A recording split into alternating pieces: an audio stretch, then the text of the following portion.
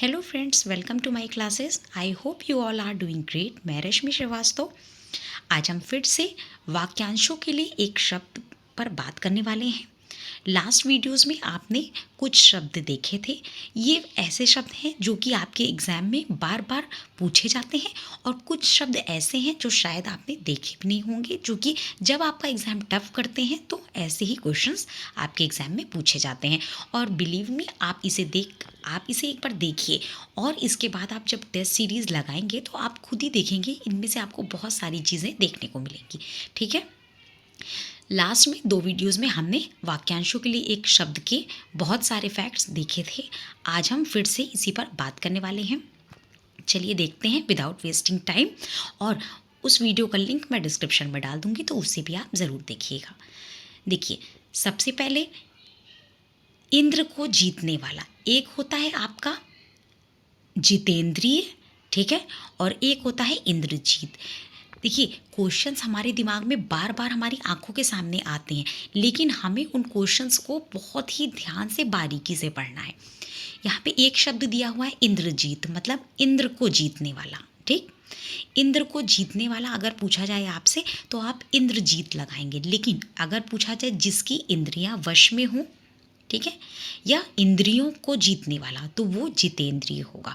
तो इसको बहुत ही ध्यान से पढ़िएगा। ठीक है, दोनों फैक्ट इंपॉर्टेंट है, और जब कंफ्यूज करना होता है तो दोनों में से कोई भी एक फैक्ट आपको दे देते हैं। है ये बहुत ही ज़्यादा वैसे तो कॉमन क्वेश्चन है, बट फिर भी बहुत ही बारीकी से आपको देखना है। नेक्स्ट है आपका जिसकी इंद्रियां वश में ना हों या इंद्रियों से परे, उसे अतीन्द्रिय कहते हैं। उसे क्या कहते हैं? अतीन्द्रिय। फिर घूमने फिरने वाला साधु, उसे क्या कहते हैं? परिव्राजक। मैंने आपको लास्ट वीडियो में भी बताया है कि आपको वर्तनी पर भी काम करना है। अगर आप वर्तनी शुद्ध बोलेंगे तो आप बहुत सारे फैक्ट आराम से वैसे भी याद कर लेंगे।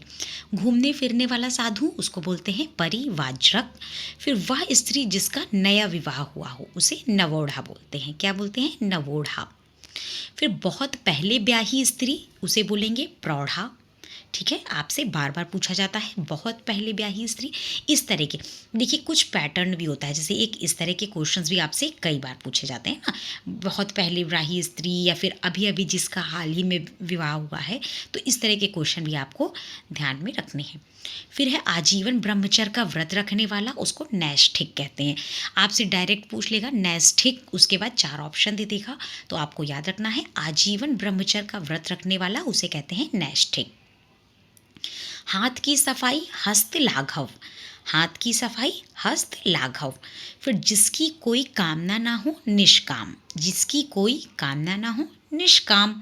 फिर जिसकी पत्नी साथ हो सपत्नीक, साथ का मतलब सपत्नीक, और जिसकी पत्नी साथ ना हो विपत्नीक। ये भी कई बार एग्जाम में पूछा गया है, इसलिए ये सारे इंपॉर्टेंट हैं और आपको इन्हें ध्यान में रखने हैं।